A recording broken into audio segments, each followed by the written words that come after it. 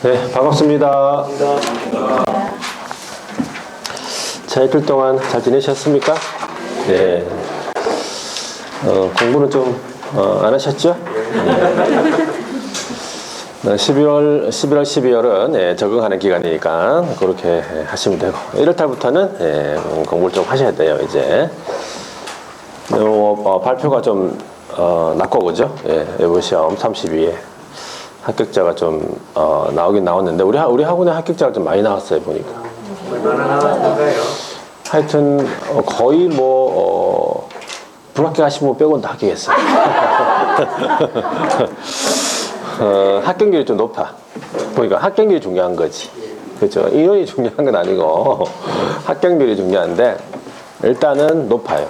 최종 합격자도 많고 보니까 특히 1차 합격자도 많네. 우리 여기 1차 집중반이 또 우리 나중에 또 있어요. 보니까 1차 집중반에 7월 달부터인가 1차만 해가지고 집중적으로 해가지고 한 3개월 만에 이렇게 3, 4개월 만에 이렇게 7, 8, 90 합격할 수 있는 그런 것도 나중에 또 있는데 그런 건 상관없다. 지금 여러분들은 무조건 최종 합격할 거니까 1차 집중반 필요 없고 1차 집중반으로 가실 분 가면 안 돼. 여기서 공부하다가 1차 집중반으로 가시는 분도 있던데 나중에 7월 달에 그거 가면 안 됩니다. 그거 가가지고 수업 듣고 앉아있더라고. 그거 가면 안 돼. 그거 가면 2차 포기한 거예요. 아시겠지? 하여튼 여러 가지 많이 이제 학원에서 하니까 합격률이 좀 높더라고요. 여러분들 다 합격할 거니까 걱정하지 마시고 하시면 돼요. 자, 오늘은 64페이지의 중개보수네, 그죠? 맞습니까? 중개보수인데 저번 주에 했던 내용 중에서 금지행위 있죠? 금지행위 했었죠? 금지행위 일부만 했었는데 그것만 이제 몇 가지 한 4가지 정도 했던 것만 체크해 볼게요. 자, 금지행위는 여러분들 법 제33조에 규정되어 있습니다. 33조 그 법 그 정도는 알아두셔야 돼요. 금지행위는 33조에 규정이 되어 있고 33조에 보면은 제1항이 있고 제2항이 있어요. 제1항은 누구한테 적용되냐면 개업 등에게 적용된다고 했습니다. 개업 등에게.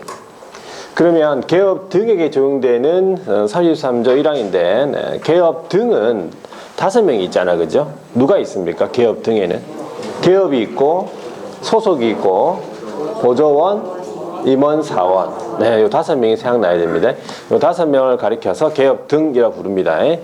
자, 개업 등에 적용되는 금지행위 제1항 규정되어 있고 제2항에는 누구한테 적용됩니까? 이 규정이 일반인이에요. 누구든지. 그러니까 일반인이 누구든지 시세에 부당한 영향을 주려고 개업 등의 업무를 방해하는 행위. 그게 이제 규정이 되어 있습니다. 거기에 5가지 규정되어 있어요. 그는 일반인에게 적용되는 금지행위다. 이렇게 먼저 구분하고 저번 주에 이제 개업 등에 적용되는 금지행위 10가지 중에서 4가지만 했어요. 4가지. 4가지가 이 재질가 똑같다고 했습니다. 행정 형벌이 똑같다고 했어요. 자, 이 4가지인데 첫 번째가 뭐냐면 제목이 매매업입니다. 매매업. 기억나시죠? 매매업이라고 하면 그 조문이 어떻게 되어 있습니까? 중개 대상물에 대해서 매매를 업으로 하는 것을 금지하고 있어요. 자, 여기서 중개 대상물 플러스 매매 플러스 업이자 말이죠. 그러니까 중개 대상물은 5가지가 있죠. 뭡니까? 네, 안개법이 토건입간공. 예, 토건입간공에 대해서 매매를 업으로 하는 것을 금지하고 있어요. 그렇죠? 중개 대상물이 아닌 자동차에 대해서 매매를 업으로 하는 것은 금지 행위입니까? 아닙니까? 아니라는 거예요. 아니라고 대답하시면 됩니다. 자, 중개 대상물에 대해서 임대를 업으로 하는 것은 예, 금지행위가 아니라는 거예요. 금지행위이냐 아니냐를 물어봤을 때 그걸 판단할 줄 아셔야 돼요. 두 번째 금지행위가 제목이 무등록과의 협력이죠. 무등록과의 협력행위인데 중개사무소 개설 등록을 하지 아니하고 중개업을 영위하는 자, 그 사람을 이제 무등록이라 그래요.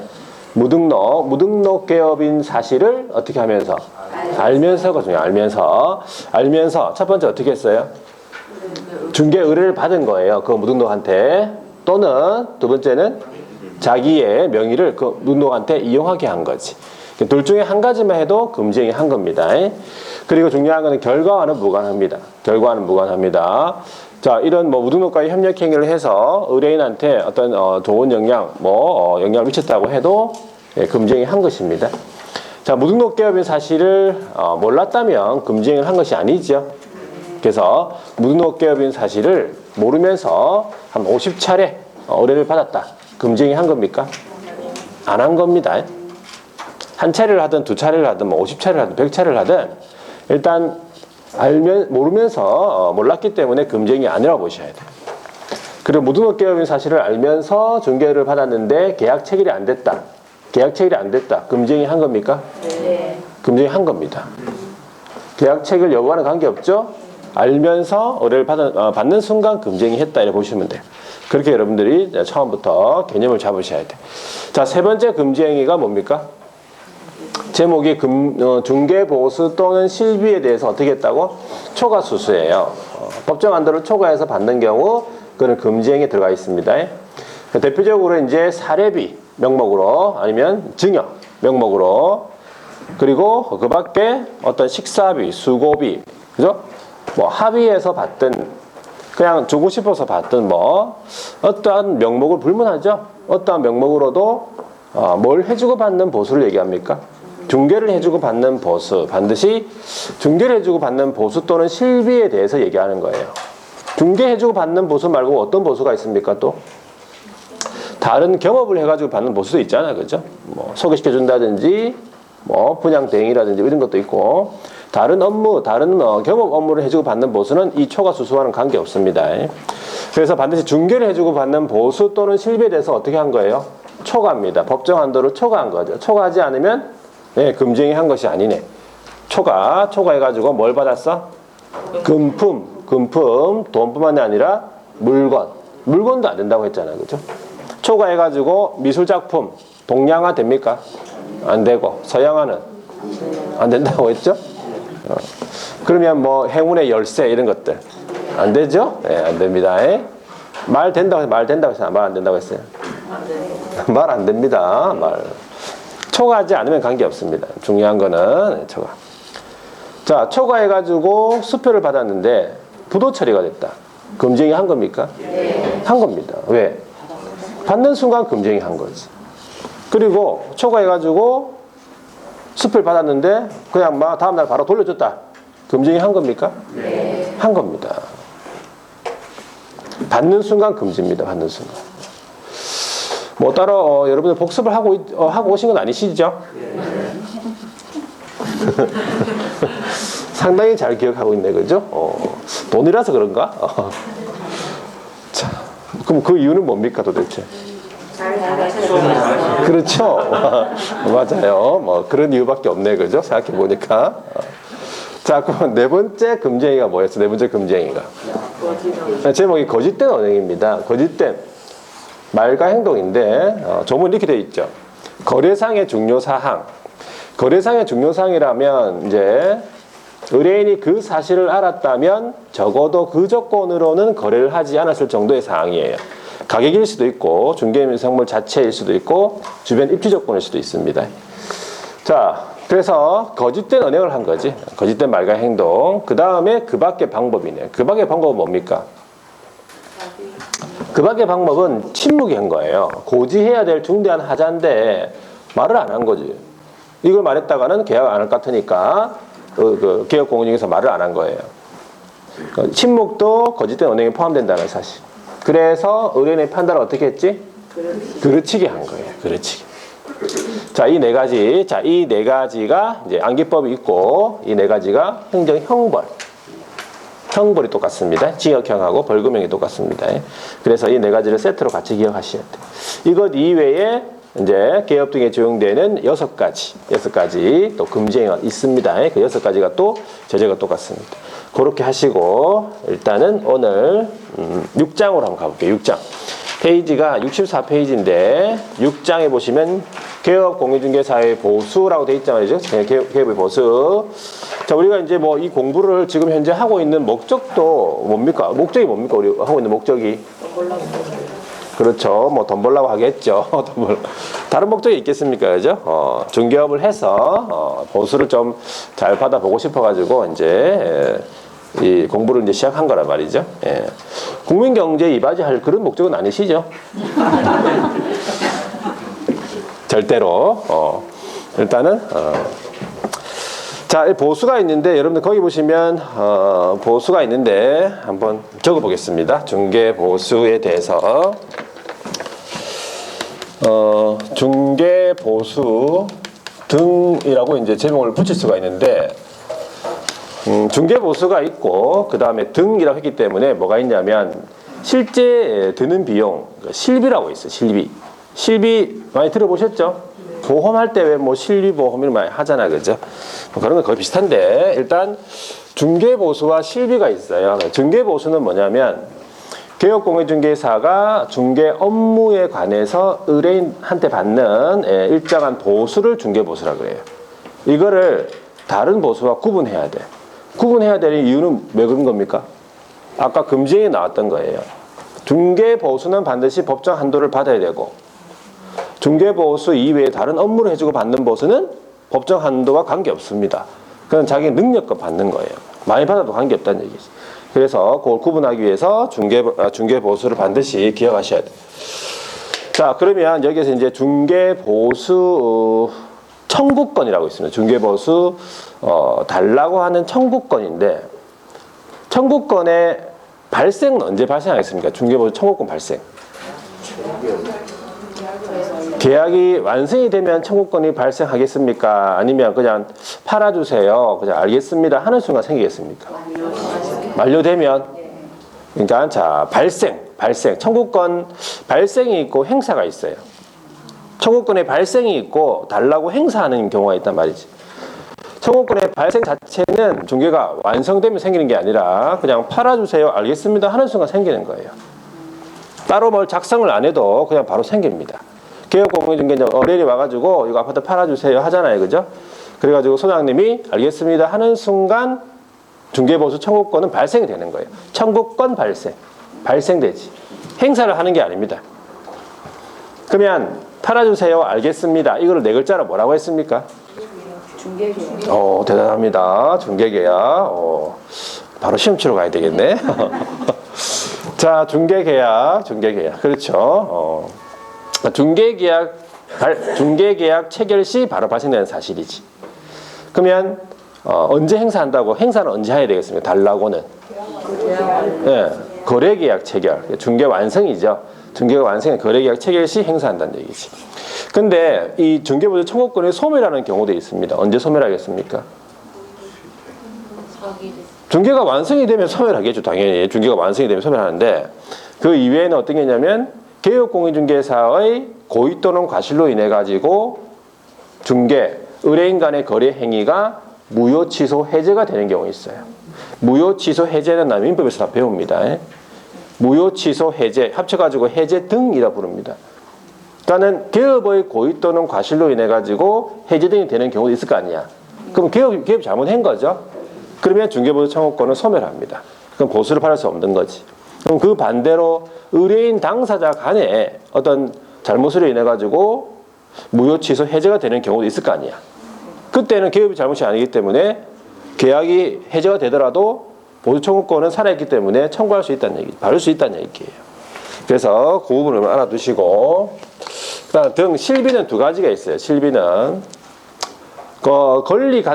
권리관계 있죠. 권리관계 뭐 그 중개대상물 안에 뭐 임차권이나 아니면 저당권이나 이런 권리관계 확인에 소요되는 비용. 이 권리관계 확인은 누구를 위해서 하는 겁니까? 누구를 대신해서 하는 거예요? 매도인하고 매수인 중에서 그러면 매수인을 위해서 합니까? 매도인을 위해서 합니까? 둘 다를 위해서 하는 너무 성의 없다. 자, 일단은 권리관계 확인은 이 아파트는 누구 겁니까? 매도인 거예요. 그러니까 매도인을 위해서 매수인한테 이 권리관계를 설명해 주는 거예요. 매도인을 위해서 하는 거예요. 그러니까 매도인을 위해서 하니까 매도인, 임대인 이런 사람들을 우리 뭐라 부릅니까?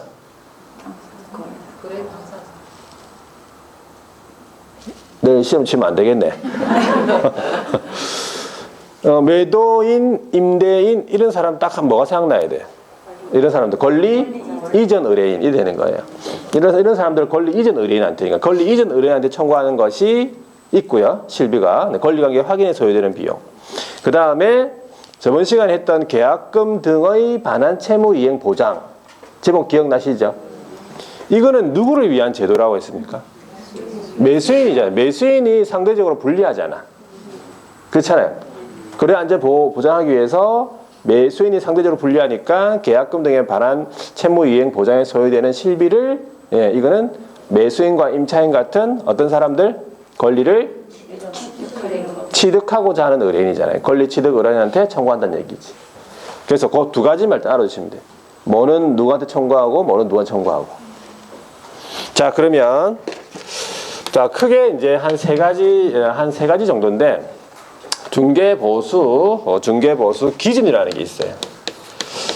중개보수 기준이 있고 그 다음에 중개보수 이 기준에 따른 중개보수 한도가 있어요.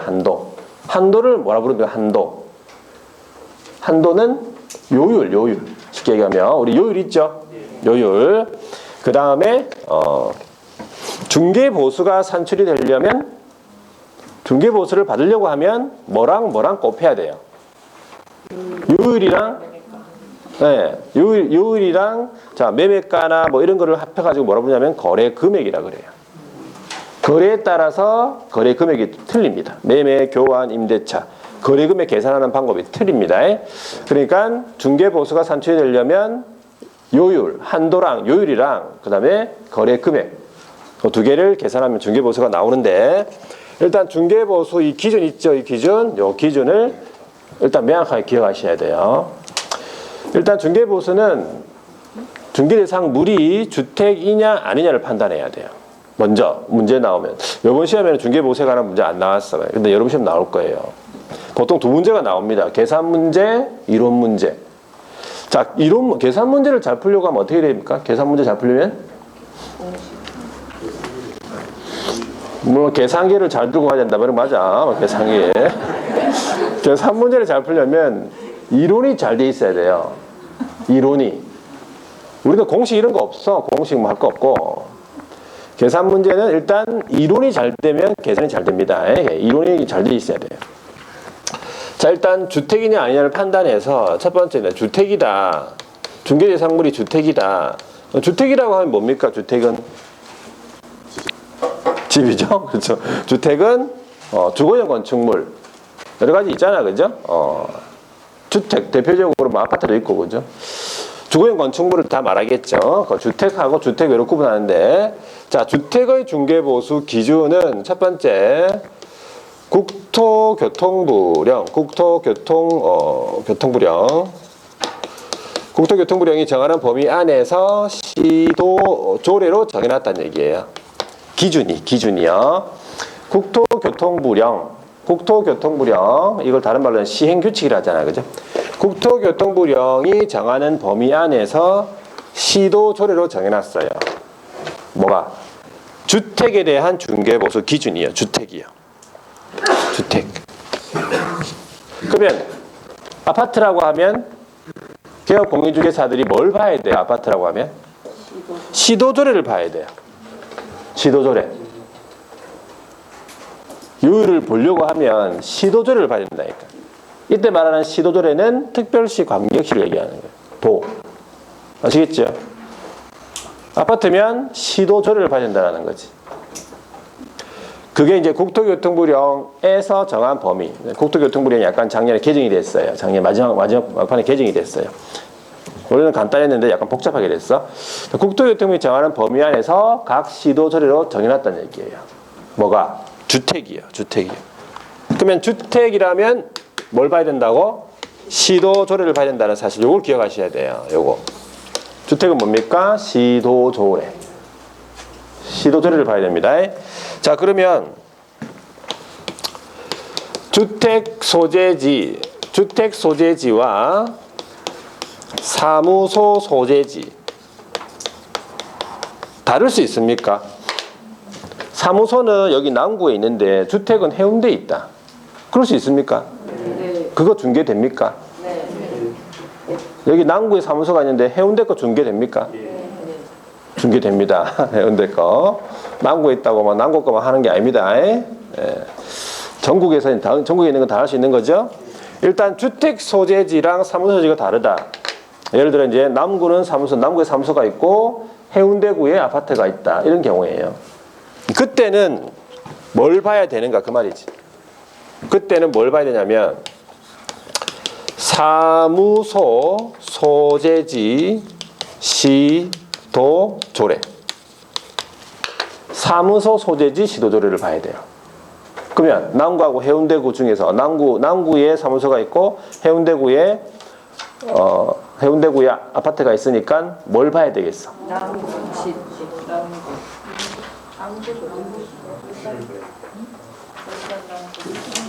남구 조례. 남구 조례.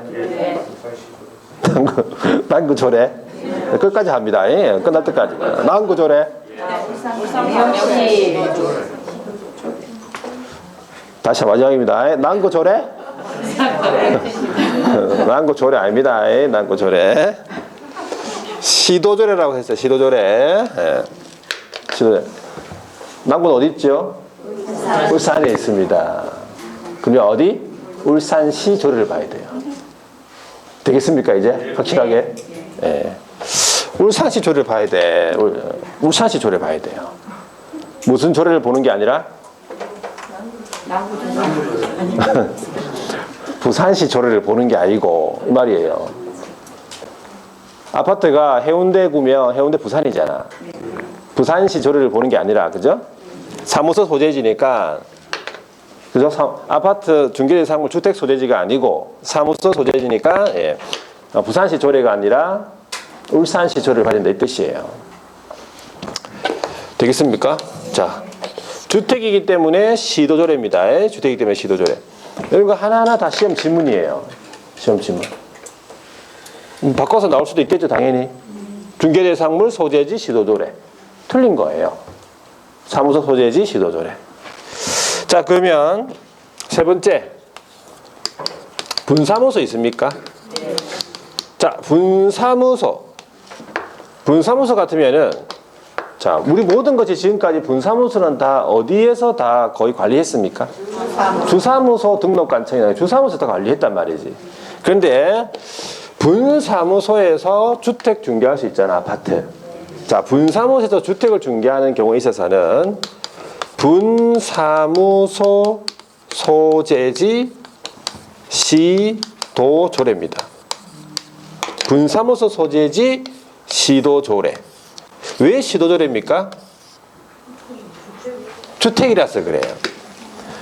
그러니까 시도조례는 주택입니다. 항상 그게 생각나야 돼. 시도조례는 주택인데 분사무소 소재지 시도조례라잖아요. 이게 특이한 거예요. 주된 사무소가 아니라는 거지. 그렇죠? 그러면 분사무소가 해운대구에 있고 주된 사무소가 남구에 있다.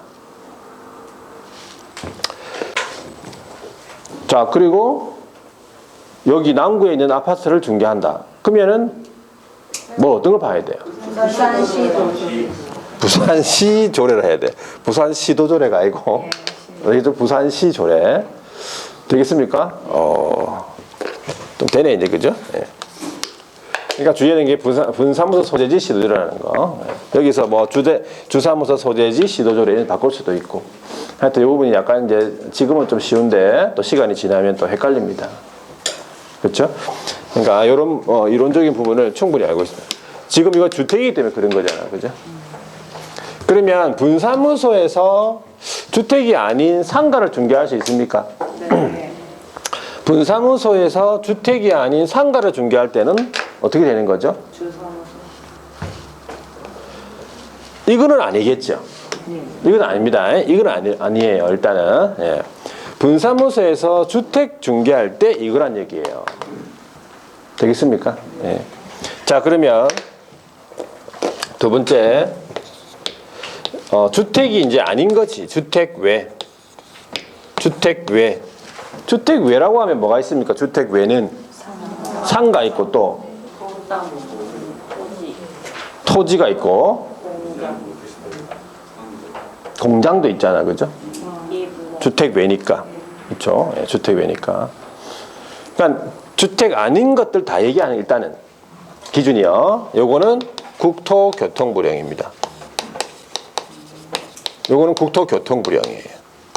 그럼 국토교통부령이라면 우리나라 공통입니까? 네. 공통이에요. 우리나라 국토교통부령 하나밖에 없잖아. 시도조례는 각 시도조례마다 틀립니다. 부산시, 울산시 다 틀려요. 조례가 일단은 다 틀 수도 있지만 다 있잖아. 근데 국토교통부령 하나밖에 없어요. 공통이죠. 주택 외에는 국토교통부령이다. 주택은 국토교통부령이 정하는 범위 안에서 시도조례를 봐야 된다. 이 차이점 기억하셔야 돼요. 자, 그러면 이제 세 번째가 보세요. 세 번째는 이런 경우 있잖아요. 주택이랑 주택 외랑 같이 있는 건물 있잖아. 주택이랑 상가랑 같이 있는 걸 뭐라 불러? 주상복합이라 하잖아. 그죠? 주상복합. 복합 건물. 복합 건물을 어떻게 할 것인데, 복합 건물 같은 경우에는 그 기준이 어떻게 하냐면, 일단은 뭘 따지냐면은 주택의 면적을 따져요. 주택의 면적을 따져서 주택의 면적이 2분의 1 이상이면 이걸 뭘로 본다고? 주택으로 봅니다. 주택 적용시킵니다. 주상복합은 주택의 면적을 따져서 주택의 면적이 2분의 1 이상이에요. 그러면 이걸 뭘로 본다고? 주택으로 보고 이 기준을 따라간다고. 2분의 1이 안 되면 주택 외로 따라간다고요. 주택 외. 복합 건물은 그렇게 따져야 돼. 중개보수 기준을. 그러면 주택의 면적을 딱 보니까 딱 2분의 1이다. 그럼 어떻게 할 겁니까? 딱 2분의 1이에요. 그럼 뭘로 봐야 돼, 이거를? 딱 2분의 1이면 주택이잖아. 2분의 1 이상이면 주택이니까. 2분의 1이 2분의 1 이상에 들어갑니까? 하면 되잖아요. 그런 거는 저한테 물어보면 안 되고 그냥 알아서 하세요. 그러면 주택의 면적이 3분의 2다. 뭘로 봐야 돼요? 주택의 면적이 3분의 2다고. 뭘로 봐야 돼? 주택으로 봐야 되겠습니까? 2분의 1이 큰지 3분의 2가 큰지는 알아서 하세요. 전 설명을 못 합니다, 이거는.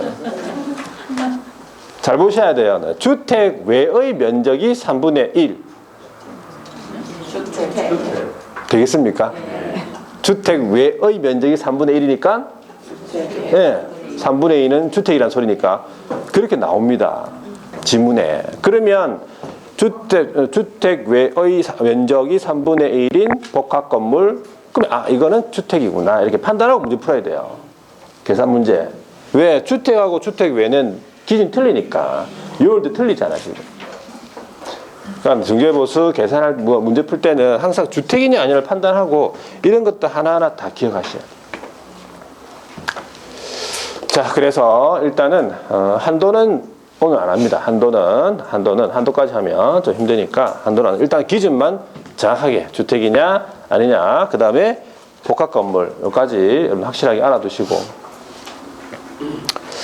자, 그 다음에는 넘어갈게요. 넘어가서 어딜 보시냐면은 밑줄 한번 꺼볼게요. 64페이지에 64페이지에 제일 처음에 보면은 중개개업의 보수 나오죠. 거기 중개보수 나오고, 그 다음에 실비가 나오네요. 그죠? 중개보수는 이제 중개 업무에 관해서 의뢰인한테 받는 보수라고 보시면 되고, 실비 같은 경우에는 동그라미 1번 두 번째 줄에 보시면은 권리관계 확인에 소요되는 실비가 있죠. 자, 요거 밑줄 긋고 누구한테 청구할 수 있냐면 그 밑에 줄에 보면은 권리 이전하고자 하는 의뢰인 돼 있잖아. 그죠? 배도인, 임대인 같은. 그리고 동그라미 2번에 첫 번째 줄에 계약금 등의 반환 채무 이행에 보장되는 실비. 요거는 누구한테 청구합니까? 권리 취득 의뢰인 이렇게 되는 거지. 그 두 가지를 일단 구분했습니다. 자, 밑에 내려가면 보수 청구권의 발생 시기라고 나오네. 자, 언제 발생한다 했습니까? 중개계약 체결 시예요. 중개의뢰 계약의 체결. 이게 이제 중개계약 체결 시. 그러니까는 뭐 따로 문서로 작성할 필요 없이 그냥 계약만 체결되면, 구두로 계약 체결되든 바로 발생이 됩니다. 청구권의 발생이고요. 양가로 2번을 잘 보세요. 중개보수 지급 시기 이것도 잘 물어보는데 우리 중개보수를 지급해 본 적이 있죠? 소장님한테. 중개보수를 지급할 때 언제 줬습니까? 잔금 칠 때? 네. 잔금 칠 때라고 하면 결국 그 무슨 말입니까? 예, 계약이 완료되고 그죠? 잔금 칠 때 그때 줬다 보통 뭐 먼저 주진 않죠. 특히 여러분들은 먼저 안 주잖아. 특히 뭐 다 했는지 보고 확인하고 그 다음에 마지막에 주자, 그죠? 특히 뭐 먼저 미리 줄 테니까 좀 빨리 좀 잘해달라 이런 거 한 적 없죠, 그죠? 미리 있습니까? 없다고 하세요, 그냥. 이게 미리 약정한 적 없죠, 그죠? 서로 개업하고 의뢰인 간에 미리 보수에 대한 약정을 한 적이 없어. 이때까지. 근데 중요한 거는 그렇게 한 적이 없기 때문에 이게 실수할 수가 있어요. 근데 그렇게 안 해봤기 때문에. 근데 원칙이 뭐냐면 약정이에요. 중개보수의 지급 시기는 언제라고? 약정입니다. 이거 주의하셔야 돼요. 맨날 잔금 칠 때 줬잖아. 약정입니다. 약정 해보세요. 약정 동그라미. 원칙이 약정입니다. 빨리 줄 테니까 좀 빨리 구해달라. 좋은 거. 뭐 이럴 수 있잖아. 그죠? 네. 약정인데 보통 약정을 안 합니다. 약정 안 하죠. 아무 말 안 하죠. 그러면 언제라고요? 예, 소위 말하는 잔금 친 날인데 시험 지문에는 잔금 친 날 이래 안 나옵니다. 뭐라 나옵니까? 거래대금 지급 완료된 날. 이거 기억하셔야 돼요. 거래대금 따로 해야 돼요. 거래대금 지급 완료일 이렇게 따로 그래야 쉽게 외워집니다. 거래대금 지급해야 되잖아. 거래대금 지급 완료일 완료된 날 하든지 이게 원칙이 아니고 원칙은 뭐라고요? 약정이라는 사실이에요. 원칙과 예외를 잘 구분하시고 자, 그 다음에 오른쪽에 넘어가니까 소멸 있죠. 소멸 보니까 첫 번째 동그라미 1번에 개업의 고의 또는 과실 나오네, 그죠? 개업의 고의 또는 과실로 인해 가지고 무효 취소 해제가 된다. 그러면 청구권은 소멸합니다. 보수를 받을 수 없다 그 말이지. 자, 여기까지 보고 그 다음에 중개보수 계산에서 보면은 양가로 1번에 주택에 대한 중개보수 주택 나와 있죠. 주택 기준만 한번 보면은 동그라미 1번 시도조례라고 돼 있어. 그래서 두 번째 줄 보면은 국토교통부령이 정하는 범위 안에서 이 말이야. 국토교통부령이 정하는 범위 안에서 시도조례로 정한다 이 말이죠. 이게 기준입니다. 이렇게만 일단 알아두시고 밑에는 구체적인 요일이니까. 자, 밑으로 동그라미 3번은 됐고, 이게 이제 거래금액 계산하는 방법이고, 뒤로 넘어가서 양가로 2번에 주택 외라고 돼 있네. 주택 외에 대한 중개 보수에 대한 기준은 뭐라고요? 주택 외는요, 국토교통부령. 이렇게 기억하시면 돼. 국토교통부령. 자, 됐습니다. 여기까지 일단 하고 뒤로 넘어갔어. 68페이지 한번 보세요. 자, 68페이지 7장에 보시면 이제 개업의 상호 협력이라 해가지고 이제 정보망이나 그다음에 협회 뭐 이런 내용이 나오는데 부동산 거래 정보망 5가지 정도 내용만 아시면 되는데 68페이지에 보시면 부동산 거래 정보망이라는 게 나와요. 부동산 거래 정보망 한번 들어본 적 있습니까, 이거? 언제 들어봤습니까, 이 부동산 거래 정보망? 뭐 할 때 들어봤죠? 부동산 거래 정보망 뭐 할 때 들어봤어? 네? 자, 전석 중개 계약 체결할 때 정보 공개하라 했잖아, 그죠? 그 정보 공개를 어디다 하라 했습니까? 부동산 거래 정보망 여기에요. 부동산 거래 정보망 또는 일간신문 둘 중에 한 군데 하라 했잖아요. 그때 나오는 정보망이 여기입니다. 여기에요. 그 정보망 전석중개 계약 체결할 때 전석개업이 공개할 장소 정보망 또는 일간신문. 자, 부동산 거래 정보망인데 일단 누가 나온다면 여기에 국장이 나와요. 국토교통부 장관. 갑자기 국장이 나오죠. 그러니까 국장이 나온다는 사실이에요. 정보망에서는 국장이 개업 공인중개사 개업 상호간 개업 상호간이란 말이 무슨 말? 개업 상호간이. 개업 상호간이면 무슨 말입니까? 개업 상호간. 개업과 개업 공인중개사 간 이 말이에요.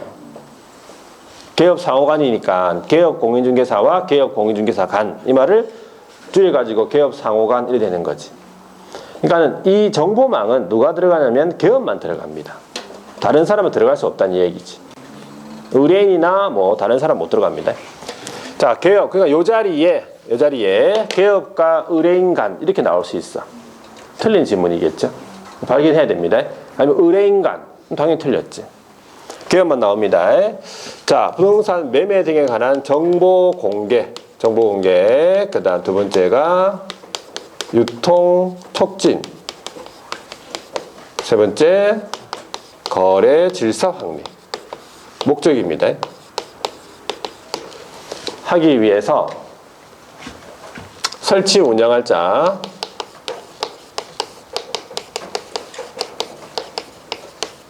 지정을 할 수 있다.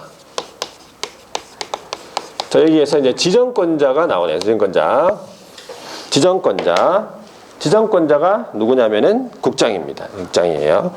국장이 지정권자라는 사실이지. 이거 기억해야 됩니다. 이거 국장. 국장이 지정권자고 누가 들어갑니까? 개업 공인중개사만 들어갑니다. 그래서 개업 상호간. 그래서 정보망 설치 운영할 자를 지정을 할 수 있다. 그래서 이 정보망 설치 운영할 자로 지정받은 사람, 설치 운영할 자 지정받은 사람 이름을 뭐라 부르냐면은 거래 정보 사업자 이래 불러요. 거래정보 사업자 이 사람이 국장으로부터 정보망 설치 운영할 자로 지정받은 사람이에요. 거정사 줄여가지고 거정사 이래 불러요. 거래정보 사업자 거정사 되겠습니까? 거정사가 누군지 아시겠죠? 자, 그러면 이제 거래정보 사업자로 지정을 받으려면 첫 번째가 이제 요건, 지정 요건이 필요해요. 이것도 시험 지문에 단독으로 나왔습니다. 지정받기 위해서는 일단은 기본적으로 이제 미리 갖춰야 돼. 지정 신청을 하기 전에 미리 갖춰야 될 요건을 얘기하겠지. 첫 번째가 뭐냐면 전기통신사업법. 전기통신사업법에 따른 부가통신사업자가 돼야 돼요. 기본적으로. 전기통신사업에 따른 부가통신사업자로서 이 말이지. 부가가치를 창출해내는 통신망을 이용해가지고 부가가치 창출해내는 그런 사업을 하는 사람 부가통신사업자라 불러요. 그럼 기본적으로 부가통신사업자가 돼야 되겠습니까? 네. 부가통신사업자가 되면서 두 번째가 이 정보망에 가입을 해서 이용하겠다는 가입이용 개업 공인중개사 수 확보해야 돼요. 자, 여기에서 그 정보망에 가입 이용하겠다고 하는 일반인을 확보하는 게 아니고 개업을 확보해야 되는 이게 또 시험 나왔었어. 개업 가로로 해가지고 가로 넣기가 나왔습니다. 개업을 확보해야 돼요. 개업을 그냥 공인중개사를 확보하는 게 아닙니다. 자격증 있는 사람 확보하는 게 아니고 소장님을 확보하는 거예요. 그 정보망에 가입 이용하겠다는 개업의 수 이런 거 하나하나까지 잘 보셔야 돼요. 개업의 수를 확보해야 되는데 첫 번째가 1, 그 다음에 2. 첫 번째 전국적으로 몇 명이 돼야 되냐면 500명 이상이 돼야 돼요. 500명 이상이 가입해 줘야 됩니다. 미리 확보하고 들어가야 돼요. 500명 이상. 그리고 이 500명 안에 2개 이상 시도 있죠? 2개 이상 시도에 각각 30명 이상. 2개 이상 시도에 각각 30명 이상. 그러니까 500명을 일단 확보하고 이 500명 안에 2개 이상 시도, 특광도, 특도, 시도에 각각 30명이 확보가 돼야 돼요. 정적수 이런 거 다 시험 나왔었어요. 자, 그 다음에 이제 세 번째가 뭐냐면 컴퓨터 통신망이니까 컴퓨터 전문가가 필요해요. 컴퓨터 전문가는 누굽니까? 여기서 말하는 정보처리 기사예요. 정보처리 기사입니다. 몇 명이 필요하냐면 1명 이상 확보해야 돼. 정보처리 기능사 아니고 기사입니다. 1명 이상. 2명 아니고 1명 이상. 자, 그 다음에 부동산 전문가 누굽니까? 예, 부동산 전문가 공인중개사가 필요해요. 공인중개사. 또 몇 명? 1명 이상. 부동산 전문가는 부동산 전문가. 부동산 전문가 개업 공인중개사 아니고 공인중개사라고 돼 있어요. 공인중개사 1명 이상. 자, 마지막에 5번째가 뭐냐면 컴퓨터가 필요하잖아, 그죠? 자, 가입자가 이용하는 데 지장이 없는 정도로서 국토교통부 장관, 국장이 정한 성능하고 용량 갖춘 컴퓨터가 필요하다. 네, 컴퓨터 설비. 컴퓨터 설비.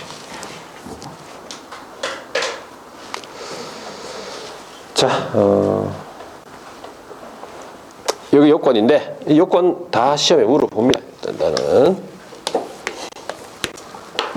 500명에다가 2개 이상 시도에 각각 30명. 그 다음에 기사 1명, 공인중개사 1명, 이렇게 1명 이상. 자, 이런 요건을 갖춰가지고 어떻게 해야 되겠습니까? 요건 갖춰가지고 지정 신청을 하겠죠. 예. 지정 절차까지만 볼게요. 지정 절차.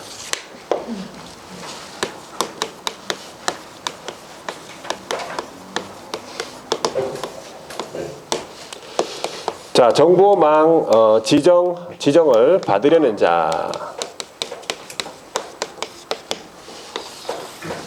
지정 받으려는 자가 첫 번째 지정 신청을 하죠. 자, 지정 신청할 때 지정 신청서가 있습니다. 지정 신청서. 자, 지정 신청서에다가 서류를 첨부해야 되는데 이 서류는 애울 게 없어. 이 서류는 지정 요건에서 그대로 가지고 오면 돼요. 첫 번째 뭘 가지고 옵니까? 나는 부가통신 사업자다라는 걸 증명해야 되겠죠. 부가통신 사업 신고서 제출 서류. 그게 필요해요. 부가통신 사업자라는 걸 증명해요. 부가통신 사업자 신고 제출 서류. 두 번째는 뭐가 필요하냐면 가입이용 개업의 수가 500명 이상 확보됐다는 걸 증명해야 되죠. 그럼 가입이용 신청서예요. 가입이용 신청서 500부가 필요해요. 왜? 500명 이상 확보해야 되니까. 가입이용 신청서 500부랑 그다음 뭐가 필요하냐면 등록증이 필요해요. 그 가입이용하겠다는 사람이 개업임을 증명해야 되니까 개업임을 증명하는 것이 등록증이잖아, 그죠? 자, 등록증인데 이때 등록증은 원본이겠습니까? 사본이겠습니까? 원본은 벽에 게시돼 있어야 됩니다. 사본을 갖다 줘야 되겠지. 세 번째가 뭐가 필요하죠? 정보처리 기사가 자격증이 필요하겠지, 이거. 4번. 네 번째가 공인중개사 자격증 4번 필요하겠죠. 다섯 번째가 컴퓨터 성능 용량 확인 서류 필요할 거 아니에요. 요건에서 그대로 가져온 거예요. 요건을 애우고 있어야 돼. 애우고 있어야 이거는 자동적으로 이렇게 애워지니까. 자, 그래서 지정 신청서에다가 그럼 누구한테 신청하러 갑니까? 국장이죠. 국토교통부 장관이 지정권자니까 국장한테 지정 신청을 하러 가지. 자, 지정 신청할 때 이 서류 첨부가 가짜 지정 신청하면 국토교통부 장관이 두 번째입니다. 신청을 받을 거 아니에요. 그럼 신청을 받은 날이 있겠죠. 신청을 받은 날로부터 며칠? 30일 이내에 지정을 하고 지정 대장에다가 기재하고 지정서를 교부해 준다고. 그러면 신청을 받은 날로부터 30일 이렇게 기억하셔야 돼요. 그냥 30일 하지 말고 신청 받았으니까 신청을 받은 날로부터 30일 이내에 지정을 해주고 지정서 교부. 그러면 거리정보 사업자가 된 거죠. 일단은. 자, 그럼 여기서 끝난 게 아니라 이제 뭘 해야 되냐면 세 번째 지정을 이제 받았잖아, 그죠? 지정 받았죠. 그러면 지정을 받은 날이 있을 거 아니에요. 지정을 받은 날로부터 몇 월, 3개월 이내에 이 정보망을 어떻게 운영할 것인지 운영 규정을 정해가지고 운영 규정에 대해서 국장의 승인을 받아야 돼요. 몇 월? 3월. 3개월 이내에. 지정을 받았죠? 그럼 지정 받은 날로부터 3개월 이내에 운영 규정에 대해서 국장의 승인을 받아야 돼요. 자, 이 절차예요. 이 절차. 물어보려면 많이 물어보겠죠, 그죠? 예. 30일뿐만 기산을 잘 기억하시고, 여기도 마찬가지. 지정 받은 날부터 3개월이지, 신청 받은 날부터 3개월 아닙니다. 예. 그런 부분까지. 그래가지고, 지정을 받은 날로부터 1년 이내에 정보망을 설치 운영해야 돼요. 1년 이내에. 만약에 이제 지정받은 날로부터 1년 이내에 설치 운영하지 않으면 지정이 취소될 수 있습니다. 그럼 지정 취소 사유가 나와요. 자, 그 다음 나오는 게 뭐냐면, 그 다음에는 이제 안 할 건데, 그 다음에, 거정사의 의무, 거정사 의무가 나와요. 의무가 3가지가 나오고, 3가지. 개업 공인중개사 의무. 정보 공개할 때 어떻게 해야 되는지 의무 2가지가 나와요. 그 다음에 5번째가 거정사의 지정 취소가 나와요.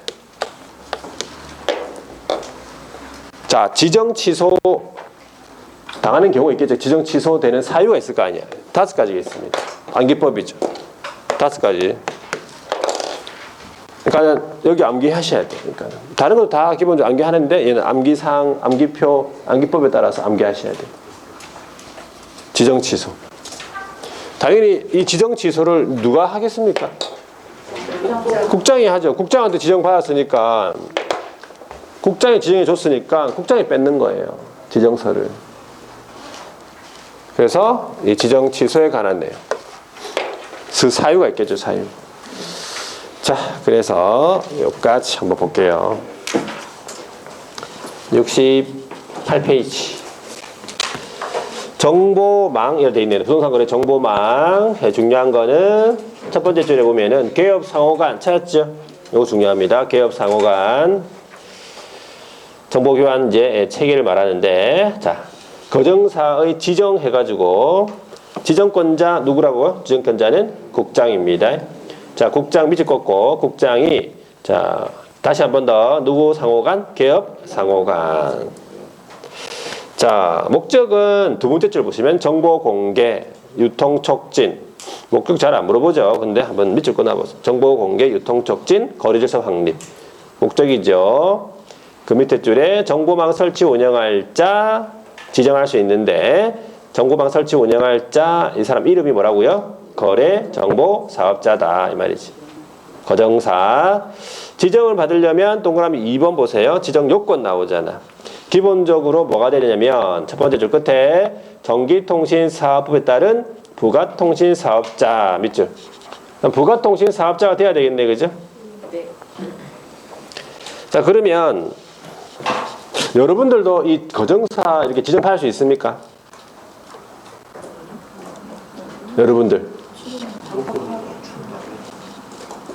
여러분들이 합격을 하는 게 아니고 공인중개사 1명을 확보해야 되잖아요.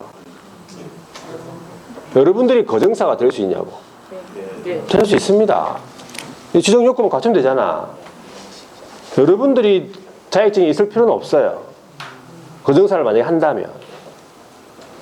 부가통신 사업자 되고 가입비용 개업의 수를 500명 확보하고 정보처리 기사 확보하고 공인중개사 1명 확보하고 컴퓨터 있으면 돼. 맞잖아요. 여러분들이 뭐 합격하고 이게 아니라고.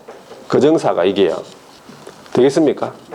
근데 자, 법인인 개업 공인중개사가 이 거정사를 운영할 수 있습니까? 법인인 개업은. 법인인 개업은 왜 안 됩니까? 네, 개업 위반이에요. 그거를 말하기 위해서 한 거예요. 법인인 개업은 안 돼. 왜냐하면 나중에 이 법인이라는 게 또 나와. 이 지정 취소할 때, 지금 아니지만 지정 취소할 때 법인의 해산이란 말 나와요. 개인의 사망, 법인의 해산. 그때 말하는 법인이 중개법인이 아니라는 거지. 그냥 부가통지 사업자 요건 갖춘 법인이라는 소리, 다른 일반 법인을 얘기하는 거예요. 중개법인하고 헷갈리면 안 되니까. 그러니까 중개법인 자체는 중개법인은 중개업하고 6가지 업무밖에 못하니까 거정사를 할 수 없는 거예요. 부가통지 사업자가 될 수 없다는 얘기지. 경우 위반이니까 그걸 알려주기 위해서 하는 거. 자, 그래서 박스 안에 보시면은 기업 바로 뭐가 나왔어? 국장이 정하는 성능 용량 같은 컴퓨터가 나왔네, 그죠? 컴퓨터 양이 있어야 되겠지. 이 컴퓨터는 누구의 컴퓨터가 있습니까? 거정사의 컴퓨터예요. 거정사, 뭐 개업의 컴퓨터 아닙니다. 거정사의 컴퓨터가 좋아야지. 자, 그다음 니은에 정보 처리 기사 한 명이죠? 이상, 한 명 이상 이런 거 1인인지 2인인지 옛날에는 이제 2인 이상 이렇게 나왔었어요. 그러니까 물어볼 수도 있어. 디귿 공인중개사 1인 이상 확보. 리을 가입 이용 신청한 개업의 수입니다. 공인중개사 수 아니고 개업의 수를 확보해야 돼요. 전국적으로 몇 명? 500명 이상. 이 500명 안에 2개 이상 시도에 각각 30명 이상. 요거 나중에 협회할 때 창립총회에 나오는 정족수랑 헷갈릴 수 있습니다. 기억하셔야 돼요. 다음 시간에 나올 건데 500명에다가 2개 이상 시도에 각각 30명입니다. 되겠죠? 요건. 자, 요건을 갖췄다. 그래가지고 동그라미 3번에 보니까 지정 신청을 하러 갑니다. 두 번째 줄에 보면 지정 신청서라고 서식이 있겠죠? 16호 서식이라고 돼 있네. 지정 신청서에다가 첨부 서류를 갖춰가지고 누구한테 제출합니까? 국장한테 제출한다. 왜? 국장이 지정권자니까. 되겠죠? 등록관청에 제출해야 된다. 틀렸지 당연히. 시도지사 제출해야 된다. 틀렸어요. 자, 오른쪽에 지정서 교부 나오는데 동그라미 기억 보세요. 신청을 받았죠? 그럼 며칠 이내에?